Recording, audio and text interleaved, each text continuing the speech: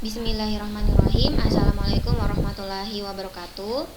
Perkenalkan, nama saya Waudy Rahmadila Rahmadani dengan NIM 202401011018. Pada video kali ini saya akan menjelaskan cara menganalisis data menggunakan Google Colab dan membandingkan hasil atau output dari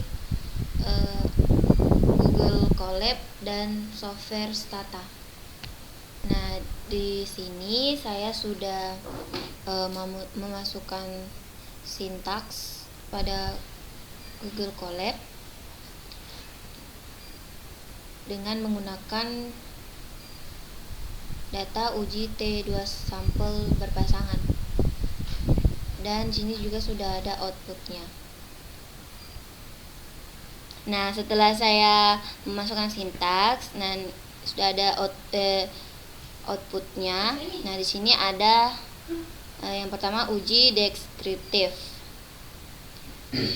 Nah, pada uji deskriptif ini itu digunakan untuk menggambarkan karakteristik data sebelum dan sesudah perlakuan. Dan di sini variabelnya itu ada KBKM sebelum dan juga KBKM setelah. Untuk jumlah sampelnya pada kedua pengukuran itu adalah 32 siswa, atau di sini ditulis 32,0. Dan rata-rata temuannya itu rata-rata temuan kemampuan berpikir kritis matematis atau disingkat KBKM sebelum perlakuan itu sebesar 16,50. Sedangkan setelah perlakuan meningkat menjadi 69,19,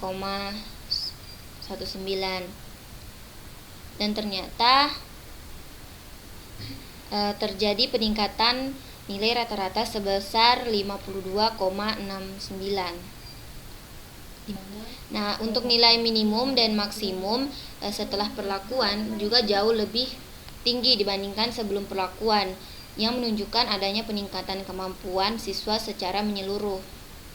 Nah, kemudian di sini juga ada uji yang kedua, ada uji normalitas Shapiro-Wilk. Nah, uji normalitas dilakukan itu untuk memastikan bahwa data selisih sebelum dan sesudah itu berdistribusi normal sebagai syarat uji T1 berpasangan. Nah, di sini ada nilai statistik W yaitu 0,935 dan nilai p-value-nya itu 0,052.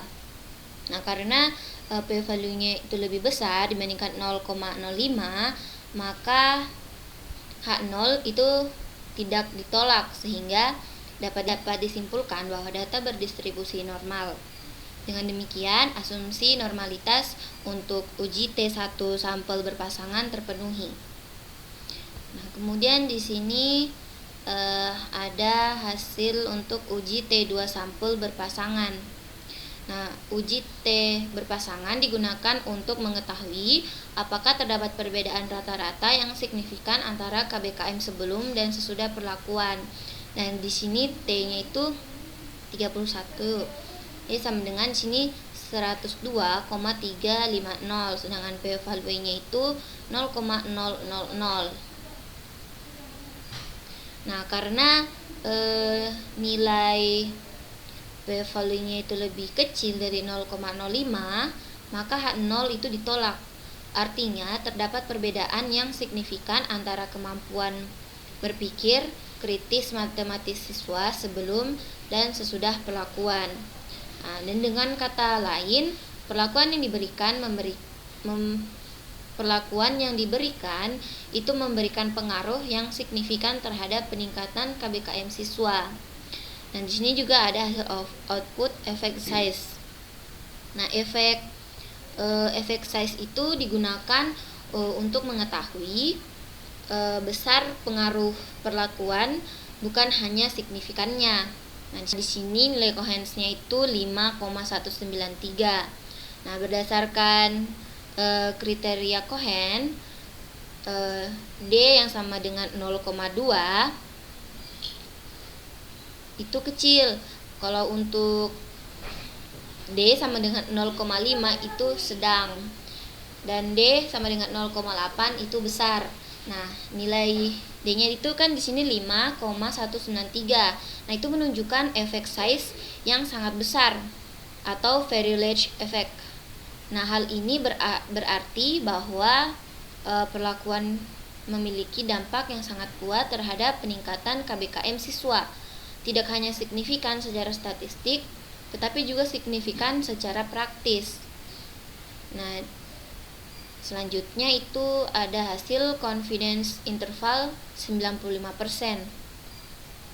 Nah, interval kepercayaan menunjukkan rentang estimasi peningkatan rata-rata yang diyakini benar sebesar 95%. Nah, di sini untuk nilai lower bound-nya itu 51,638 dan upper bound-nya itu 53,737. Nah, artinya dengan tingkat kepercayaan 95%, rata-rata peningkatan KBKM siswa berada pada rentang 51,64 hingga 53,74 poin. Nah, seluruh interval itu berada di atas 0, yang semakin menegaskan bahwa peningkatan yang terjadi bersifat positif dan signifikan. Di perbandingan hasil analisis Google Colab dan juga software Stata, dilihat dari berdasarkan hasil analisisnya, jika menggunakan Google Colab itu uji normalitas Shapiro-Wilk-nya itu menunjukkan W sama dengan 0,935 dengan p-value-nya itu 0,052. Nah, nilai P yang lebih besar dari 0,05 mengindikasikan bahwa data yang berdistribusi normal, sehingga memenuhi asumsi untuk dilakukan uji parametrik, khususnya uji T2 sampel berpasangan.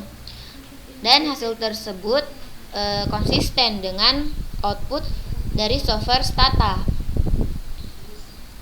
yang menunjukkan bahwa baik data pretest maupun post-test itu berdistribusi normal. Pada uji Shapiro-Wilk di Stata, variabel pretest itu memiliki nilai P itu 0,18247, sedangkan post-testnya itu memiliki nilai P sama dengan 0,20782. Nah, kedua nilai P tersebut itu lebih besar dari 0,05, sehingga asumsi normalitas tersebut pada kedua perangkat lunak. Sehingga asumsi normalitas terpenuhi pada kedua perangkat lunak. Nah, selanjutnya pada uji T2 sampel berpasangan di Google Colab, ini menghasilkan nilai T 31 sama dengan 102,350 dengan p-value-nya itu 0,000, yang menunjukkan adanya perbedaan yang sangat signifikan antara skor sebelum dan sesudah perlakuan. Hasil ini juga itu sejalan dengan analisis di Stata yang menunjukkan di sini nilai. Nah, di Stata itu yang menunjukkan nilai T itu sama dengan 3,7993 dengan p-value-nya itu dua arah sebesar 0,0006, yang juga itu menandakan perbedaan yang signifikan secara statistik antara nilai pretest dan post-test. Tapi meskipun nilai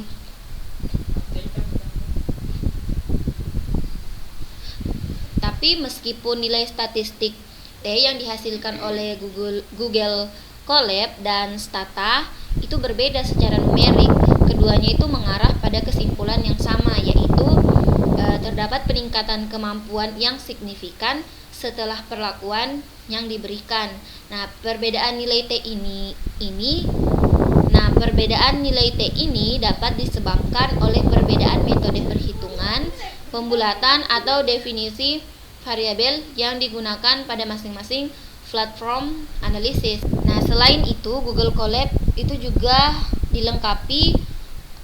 melengkapi analisis dengan perhitungan efek size, yaitu covariance yang sebesar 5,193 yang menunjukkan efek perlakuan berada pada kategori yang sangat besar.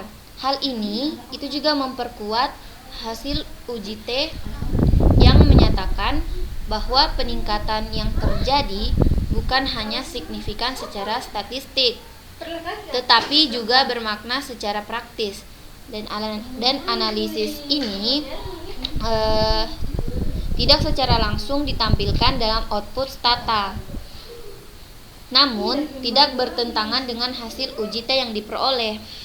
Nah, dengan demikian dapat disimpulkan bahwa hasil analisis data yang menggunakan Google Colab dan juga software Stata itu saling menguatkan dan konsisten, baik dari segi uji normalitas maupun juga uji perbedaan.